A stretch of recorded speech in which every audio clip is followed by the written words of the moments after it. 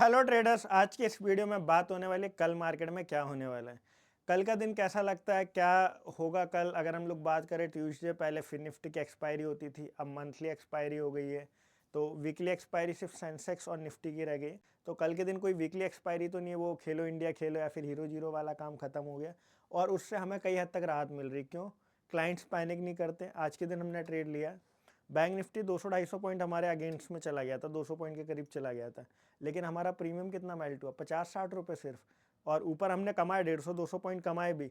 तो वो एक चीज़ है, पैसा बनाने की अपॉर्चुनिटी मिल रही है और सही तरीके से शांति से बैठ करके ट्रेड, थोड़े से प्रीमियम्स महंगे ट्रेड करने पड़ रहे हैं, बट मज़ा आ रहा है। और आप लोग जो अपना प्यार दिखा रहे हो 50 डेज 50 स्टॉक चैलेंज में, उसमें आज फिर से हमारा जो फर्स्ट स्टॉक दिया था कोचिन शिपयार्ड, उसने वापस से आज 5% सर्किट पर लॉक हुआ, तो एक अच्छी चीज़ है। अब कल का मार्केट कैसा लगता है, अगर to be very frankly honestly अगर मैं ये चीज़ बताऊं, तो मुझे नहीं पता कि कल क्या होने वाला है। या फिर जो मेरा एनालिसिस बोला जाए ना, वो ये चीज़ मतलब क्लियर डायरेक्शन नहीं दे रहा है अभी कि भाई बाय करना चाहिए, सेल करना चाहिए।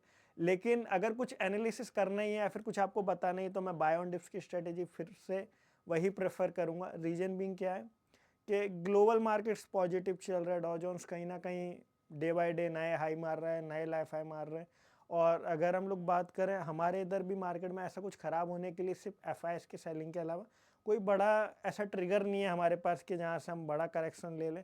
हाँ, यही है कि थोड़े से हमारे स्टॉक्स ओवर वैल्यूड हैं, वो भी करेक्ट हो चुके हैं। तो यहाँ से चांसेस यही है कि वापस से हम लोग नए लाइफ हाई के पास में बढ़ेंगे, थोड़ा सा अगर एफ हमें सपोर्ट कर दें। अब लेवल्स की बात करते हैं। बैंक निफ्टी क्लोजिंग हमारी 52,118 पर हम लोग क्लोज हुए, 100 के आसपास में।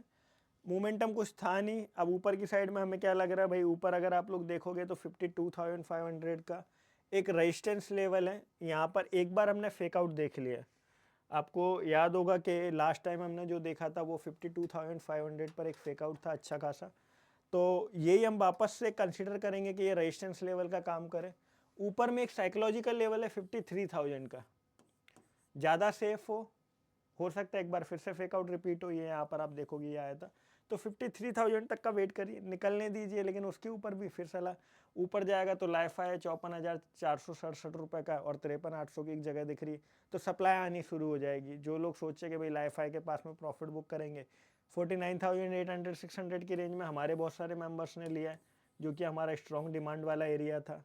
तो यहाँ पर जो बात करें ना, बैंक निफ्टी में बाइंग, अच्छी बाइंग नहीं बन रही है, किसी भी लेवल पर नहीं बन रही है। अगर आपको समझो जो ट्रेडिंग के हिसाब से, भाई हम लोग जब बात करते एक लॉन्ग टर्म की बात करते, तो 2,000 3,000 2,500 पॉइंट्स की बात करते। जैसे हमने यहाँ पर उठाया था 53,000 के पास में हमने बेचा, मतलब 52,500, 52,600, 52,800, 2,500, 2,000, 3,000, जिसको जितना मिल गया उतने पॉइंट्स हमने कैप्चर किए। अगर इस लेवल पर लेंगे, वो 2,500 3,000 पॉइंट्स वाली बात नहीं दिख रही, क्योंकि यहाँ पर मुझे ऐसा लगता है एक बार सप्लाई आएगी। अगर इसके आसपास वाली जोन में गए ना, तो एक बार सप्लाई आनी चाहिए। कंफर्म नहीं, कंफर्मेशन में दूंगा जिस हिसाब से प्राइस बिहेव करता है तब।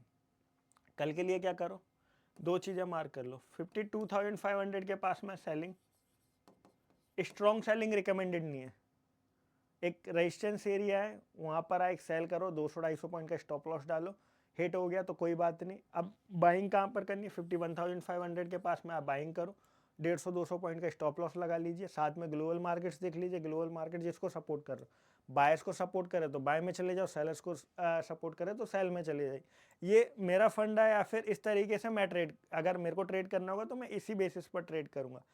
अब बात करेंगे हम लोग निफ्टी की। बहुत सारे लोग अपनी स्ट्रेटेजी नहीं बताते, लेकिन मेरा यही फंडा, भाई ग्लोबल मार्केट्स देख लिए, कोई अगर फंडामेंटली और कोई अच्छी न्यूज़ है वो देख ली और अपने लेवल्स ध्यान में रख लिए, बस ट्रेड कर लो। कुछ ऐसा नहीं कि पूरे दिन आप रिसर्च कर रहे हो, ये लगे हो, उसकी ज़रूरत ही नहीं है। ट्रेड करने के लिए आपके फंडे क्लियर होनी चाहिए, क्वांटिटी क्लियर होनी चाहिए।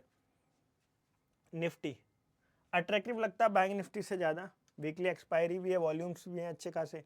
आज के दिन में 150 पॉइंट बढ़ा भी, आउट परफॉर्म किया, बैंक निफ्टी अंडर परफॉर्म किया। उसके सामने निफ्टी ने परफॉर्मेंस भी अच्छी दिखाई, 24,276। मुझे ऐसा लग रहा है कि buy sell buy sell buy sell होते होते है ना, ये 24,800 का जो लेवल है ना, वहाँ तक आसानी से कुछ ही ट्रेडिंग सेशन में जाना चाहिए। ये मेरी एक्सपेक्टेशन है। अब उसके लिए क्या करना पड़ेगा, निफ्टी को 24,350 को ब्रेक करना पड़ेगा। ये ब्रेक कर देगा तो आराम से 24,880 के लेवल्स हम लोग देख सकते हैं। सपोर्ट कहाँ पर है? 24,000 के आसपास आप लोग सपोर्ट एरिया समझ लीजिए, यहाँ पर बाय करेंगे। 23,780 अगला सपोर्ट है और यहाँ पर एक डिमांड बनी थी, तो अब इसको हम लोग डिमांड जोन कंसिडर कर सकते हैं कि ये निफ्टी के लिए डिमांड वाला एरिया बन चुका है। यहाँ पर आए तो थोड़ा सा क्वांटिटी आप बढ़ा करके ले सकते हो। यही सब चीज़ें, अगर बैंक निफ्टी और निफ्टी में से अगर मुझे कुछ बाय करना होगा, मेरे लिए निफ्टी पर प्रेफरेंस ज़्यादा है। क्यों?